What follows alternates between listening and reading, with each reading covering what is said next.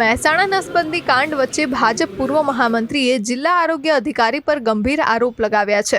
પત્ર લખેલો છે જેમાં મુદ્દાઓ એવા છે કે જેમ પોર્ટલ ઉપરથી જે ખરીદી થઈ રહી છે એમાં બિંદાસ થઈને ખરીદી થઈ રહી છે. જે પોલિયોના રસીકરણ થયા એમાં પણ ખોટા આંકડા આપવામાં આવ્યા. ખ્યાતિ હોસ્પિટલનો જે ઇસ્યુ થઈ રહ્યું છે એમાં ઓપરેશન ત્યાં અને પેશન્ટ બધા મહેસાણા જિલ્લાના, આવા ઘણા બધા મુદ્દા છે.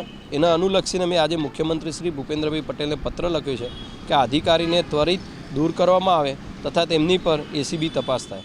જોકે મહેસાણા જિલ્લા આરોગ્ય અધિકારીએ આ તમામ આક્ષેપોને પાયા વિહોણા ગણાવ્યા છે. કોઈ બદલી મારા રીતે, કારણ કે મારા પાવર્સમાં જ નથી બદલીના પાવર્સ, બરાબર છે, એટલે આ વાત પણ હું સ્વીકારવા તૈયાર નથી. જણાવી દઈએ કે ભાજપના પૂર્વ મહામંત્રીએ જિલ્લા આરોગ્ય અધિકારી સામે એસીબી તપાસની માંગ પણ કરી છે. દિવ્ય ભાસ્કર માટે મહેસાણાથી અપૂર્વ રાવળનો રિપોર્ટ.